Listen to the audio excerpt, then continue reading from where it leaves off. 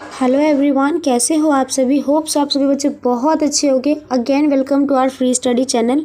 और आज की इस वीडियो में हम लेकर के आए BA programme second year third semester वाले स्टूडेंट्स के लिए जिनका सेक में इकोनॉमिक सब्जेक्ट है यूनियन बजट, जिनको इस बार पढ़ना है। समझ रहे हो, यूनियन बजट जिनको इस बार पढ़ना है। तो ये वीडियो उनके लिए ज़्यादा खास है। थर्ड और फोर्थ में भी मिल जाएगा जिनको यूनियन बजट पढ़ना होता है। ये जो पेपर है ऑलरेडी देखो, सिलेबस जो था आपका 3 यूनिट्स में था। इससे पहले भी मैंने बताया सिलेबस जो था आपका 3 यूनिट्स में था, जिसमें आपका पार्ट 1 यानी कि यूनिट 1 जो है 10 पार्ट में करवा दिया गया है, जो कि कंसेप्ट बेस्ड था। इसीलिए उसको बहुत ज़्यादा लंबा खींचा है मैंने, क्योंकि जब तक आप कंसेप्ट नहीं समझोगे नहीं समझ पाओगे। और बहुत से ऐसे बच्चे जिनके लिए बिल्कुल न्यू सब्जेक्ट है, तो उनको भी ध्यान में रख करके मैंने ये किया है। बाकी जिन्होंने पढ़ रखा है तो उनको ज़्यादा प्रॉब्लम नहीं आएगी, सीधा सीधा पढ़ लिया हुआ, कंसेप्ट ही तो है, आराम से समझ आ जाएगा। तो उन बच्चों के लिए वो 10 पार्ट्स थे। और उसके अलावा यहाँ पर जो यूनिट 2 और यूनिट 3 है वो आपका पेंडिंग है। मैंने आपको बताया था न्यू सिलेबस के अकॉर्डिंग कुछ न्यू टॉपिक जो है इसके अंदर ऐड ऑन हुआ है। तो ये मत सोचो कि आपका सिलेबस पूरा नहीं हुआ है, सिलेबस पूरा होगा। ये है कि जो हम क्वेश्चंस वगैरह लेकर के आएंगे ना, उसी में हम वो एक्स्ट्रा टॉपिक कवर करवा देंगे, तो वो भी नहीं है। और अब जो इसके 2-3 दिन बाद एक और वीडियो आएगी हमारी, उसमें हम डायरेक्ट क्वेश्चन पेपर लेकर के आएंगे। तो क्वेश्चन पेपर का आइडिया लगना ही बहुत ज़्यादा ज़रूरी है, वो आप वहाँ से देख सकते हो। तो देखो, इकोनॉमिक्स में जो है टोटल 75 नंबर का पेपर होता है। 3 घंटे की आपके पास टाइमिंग होती है। पूरा पेपर जो है 3 सेक्शन में डिवाइड होता है, section A, section B, section C. ध्यान से समझना क्या बोल रही हूँ मैं। सेक्शन ए में जितने भी क्वेश्चन हैं वो आपको अटैम्प्ट करने होंगे। इसमें बेसिकली 2 क्वेश्चन होते हैं, ठीक है ना, 5-5 ऐसे करके डिवाइड होते हैं। और एक क्वेश्चन आपका 10 नंबर का होगा, यानी कि सेक्शन ए आपका कितना नंबर कवर कर रहा है, 20 नंबर कवर कर रहा है। बहुत आसानी से मैंने यहाँ पे टेबल के थ्रू समझा रखा है। उसके अलावा सेक्शन बी में आपको देने के लिए 8 क्वेश्चन दिए होते हैं, जिनसे आपको 5 अटैम्प्ट करने होते हैं। 8 क्वेश्चन दिए होते हैं, जिसमें से आपको 5 अटैम्प्ट करने होते हैं। तो यहाँ पर आपका ये जो होता है 40 मार्क्स का क्वेश्चन हो जाता है, यानी कि 20 + 40 यानी कि ये हो गया 60। अभी तक कितने मार्क्स हो गए आपके, 60। फिर सेशन सी में कोई भी आपको एक क्वेश्चन अटैम्प्ट करना होता है। 2 ही क्वेश्चन होते हैं यहाँ पर, एक क्वेश्चन अटैम्प्ट करना होता है जो कि होता है 15 नंबर का क्वेश्चन, ठीक है ना। 60 + 40 मतलब 20 + 40 60, और यहाँ पे 15 कर दोगे तो टोटल हो जाएगा आपका 75 नंबर का पेपर। समझ गए। तो 75 नंबर का पेपर आपको पूरा यहाँ पर करना होता है। अब मैं यहाँ पर एक ऐसा क्वेश्चन लेकर के आई, न्यूमेरिकल वाला क्वेश्चन है। न्यूमेरिकल यानी कि यहाँ पर आपको कुछ फॉर्मूलेज वगैरह याद करने होंगे। मैंने आपको जब बजट पढ़ाया था तो बजट में कुछ फॉर्मूले बताए थे कि अगर हमें किसी देश की ये निकालना है कि उसके पास पूरी इनकम कैसे है, कैसे आई, तो उसका कुछ फार्मूला होता है वो। तो एग्ज़ाम में ये पूछा जाता है, मोस्ट इंपॉर्टेंट क्वेश्चन है, वो याद रखना। यहाँ पर देखो एग्जाम में एग्जैक्ट यही क्वेश्चन दे देगा।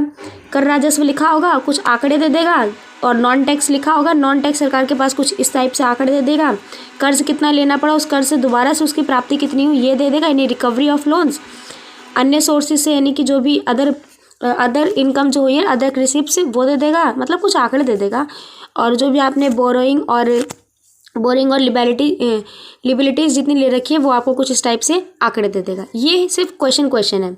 उसके बाद कहेगा कुछ इस टाइप से, जैसे कह दिया कि कर राजस्व निकालो, सरकार की पूंजीगत प्राप्तियां निकालो, कुछ इस टाइप से क्वेश्चन बोल देगा। तो आपको उसके अकॉर्डिंग अपना फॉर्मूला जो है लगाना पड़ेगा। अब फॉर एन एग्जाम्पल के लिए यहाँ पर एक क्वेश्चन पूछ लिया गया है कि पूंजीगत प्राप्तियाँ निकालनी है। क्या निकालनी है? पूंजीगत प्राप्तियाँ, कैपिटल रिसिप्ट्स। अब देखो पूंजीगत प्राप्तियाँ कैसे निकालनी है। पूंजीगत प्राप्ति का आपको क्या कहते हैं, फॉर्मूला पता होना चाहिए। पूंजीगत जो कैपिटल रिसिप्ट्स है उसका आपको फॉर्मूला पता होना चाहिए। ये फॉर्मूला तभी निकलेगा जब आपको ये याद हो कि किस तरीके से पूंजीगत प्राप्तियाँ होती क्या है। सरकार के पास 2 तरीकों से पैसा आता है, एक राजस्व से और एक पूंजीगत से। यानी कि एक होता है उसका रेवेन्यू रिसिप्ट्स और एक होता है उसका कैपिटल रिसिप्ट्स। बताया था आपका, सरकार के पास खुद से आएगा और दूसरा वो लेगा, एक अपने देश से आएगा। ये बताया था बहुत अच्छे से। अगर आपको समझ नहीं आया तो आप जाकर के ध्यान से समझो वो लेक्चर को। अब देखो यहाँ पर कैसे निकाल सकते हो। इसका फॉर्मूला होता है कि जो भी उसने बोरो लिया हुआ है, जो भी उसके पास अन्य सोर्सेज से पैसा आया है, और अन्य सोर्सेज से जो उसका पैसा आया हुआ है, और उसने जो दूसरों से ऋण लिया है, कर्ज दे करके जो उससे चुकाया है ना, इन दोनों को अगर आप जोड़ोगे तो क्या निकलेगा आपका, कैपिटल रिसिप्ट्स। अब दोनों का आंकड़ा आप यहाँ क्वेश्चन से मैच कर सकते हो। देखो यहाँ पर लिखा हुआ है ना, अन्य देनदारी कितनी थी, कुछ इस आंकड़े में थी, और उसके अलावा जो ऋण वगैरह लिया था कुछ इस आंकड़े में लिया था। तो इन दोनों का प्लस करना होता है।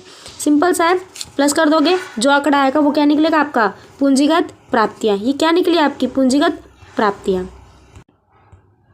अब पूछ लिया गया है आपका आगम प्राप्तियां जो होती है रेवेन्यू रिसिप्ट। आगम प्राप्तियों का मतलब क्या होता है, ये थोड़ा सा क्वेश्चन घुमा दिया गया है ताकि एग्जाम में समझ ना आए। ये होता है राजस्व प्राप्तियां। क्या होती है? राजस्व प्राप्तियां। अब राजस्व प्राप्तियां कैसे निकलेगी, यानी कि सरकार के पास पैसा कहाँ से आएगा? सिंपल सी बात है ना, सरकार टैक्स लेती है तो टैक्स से पैसा आएगा। तो उसके पास और तो कोई सोर्स नहीं है ना, सिर्फ टैक्स ही सोर्स है जिसके पास से वो पैसा ले सकती है। और टैक्स भी आपको पता है 2 तरीक़ों से लेती है, एक डायरेक्ट और एक इनडायरेक्ट। बहुत अच्छे समझाया था ये, डायरेक्ट और इनडायरेक्ट। तो इन दोनों को अगर आप प्लस कर दोगे तो क्या निकल जाएगा आपका? Revenue receipts. डायरेक्ट और इनडायरेक्ट टैक्स को अगर आप प्लस कर दोगे तो आपका रेवेन्यू रिसिप्ट्स निकलता है, यानी कि राजस्व प्राप्तियाँ निकलती है। तो जो भी आंकड़े दिए हैं उसको आपस में जोड़ देना, सिंपल से है, कोई न्यूमेरिकल नहीं है इसमें, कोई मत्ता पेची नहीं है। आराम से अगर आपको प्लस माइनस भी आता है तो भी आप कर लोगे, बस फॉर्मूला याद रखना। अब थर्ड क्या पूछ लिया गया है, ये पूछा है कुल प्राप्तियाँ कितनी, यानी कि सरकार के पास टोटल पैसे कहाँ से आए। अब सोचो, थोड़ा सा दिमाग में सोचो कि टोटल रिसिप्ट्स कहाँ से निकलेगी, सरकार के पास पैसा कहाँ से आता है। सबसे पहला ऑप्शन सोचोगे आपके टैक्स से आता है, तो टैक्स क्या है, यह राजस्व प्राप्तियाँ लिख दी। दूसरा उसके पास क्या ऑप्शन होता है कि वो कैपिटल रिसिप्ट्स भी निकालता है ना, पूंजीगत प्राप्तियाँ भी निकालता है, और उसके पास कुछ और सोर्सेज से भी पैसा आता है। तो इन तीनों को अगर आप ऐड कर दोगे तो आपको क्या निकलेगा? सरकार के पास आया हुआ पूरा पैसा, यानी कि कुल प्राप्तियाँ, टोटल रिसिप्ट्स। और अगर एग्जाम में पूछ लिया जाए बजट व्यय, तो बजट व्यय में आपको पूरा उसको एक्सप्लेन करना होगा। बजट में कितने पार्ट्स होते हैं, ये 2 पार्ट्स में मैंने आपको बताया था, ठीक है ना, ये बताना होता है। तो होप सो अब इस क्वेश्चन में कोई और डाउट नहीं बचा होगा आपका। आप एग्जाम में आए तो आप ये आराम से कर सकते हो, बहुत आराम से समझा दिया। और मैं लिटरली बता रही हूँ आपको बच्चों, ये एग्जाम में क्वेश्चन आता ही आता है, और यही वो क्वेश्चन है जो आपका 20 नंबर कवर करते हैं। 10 नंबर का क्वेश्चन है, सोचो, बिना फ्री के नंबर ही आराम से लेने हैं आपको। तो फिलहाल इस वीडियो में इतना ही। अब मिलेंगे अगली वीडियो में इकोनॉमिक्स के कुछ और नए टॉपिक्स और नए एक्स्ट्रा टॉपिक्स के साथ। तब तक के लिए बहुत बहुत धन्यवाद आप लोगों का यहाँ रहने के लिए। और अगर आपने अभी भी हमारे चैनल को सब्सक्राइब नहीं किया तो प्लीज़ सब्सक्राइब कर दो, क्योंकि वो चैनल है जो आपको क्वेश्चंस के साथ साथ आंसर भी तैयार करता है। और आप कहीं पे भी जाकर के सर्च कर लो, कोई भी आपको ये क्वेश्चन नहीं बताएगा जिस तरीके से मैंने बताया, यानी कि फ्री स्टडी ने बताया। यहाँ पर मैंने आपको क्वेश्चन बताया, क्वेश्चन का एक आंसर बताया, और आंसर नहीं मिलता है। सोचो हम आपके लिए कितनी मेहनत करते हैं। तो इसके लिए बस आपको कुछ नहीं करना है, सिर्फ हमारे चैनल पर जाकर के सब्सक्राइब कर देना, ताकि मिलने वाली सभी अपडेट्स आप तक सबसे पहले पहुँचे। और वीडियो शेयर कर देना ज़्यादा लोगों तक, ताकि वो भी अपनी प्रिपरेशन को और अच्छे से बेहतर कर सके। तो मिलते हैं अब अगली वीडियो में, तब तक के लिए बहुत बहुत थैंक्सफुल आपका यहाँ पर वीडियो का एंड तक देखने के लिए। कुछ समझ ना आए तो आप हमारे टेलीग्राम ग्रुप को ज्वाइन कर सकते हो। टेलीग्राम पर जाकर के आप सर्च करना simply free study DM23, free study DM23। जैसे आप पे सर्च करोगे आपको हमारे चैनल का यूज़र नेम मिल जाएगा, वहाँ से जाकर के ज्वाइन कर सकते हो। बाकी लिंक आपको डिस्क्रिप्शन में मिल जाएगा, वहाँ से भी ले सकते हो। तो कोई भी डाउट हो, कोई भी क्वेरी हो, वहाँ से निकाल लेना। स्टडी मटेरियल क्वेश्चन बैंक वहाँ पे प्रोवाइड होते हैं। तो अब मिलते हैं अगली वीडियो में। बहुत बहुत धन्यवाद। Thanks to being and thanks for watching.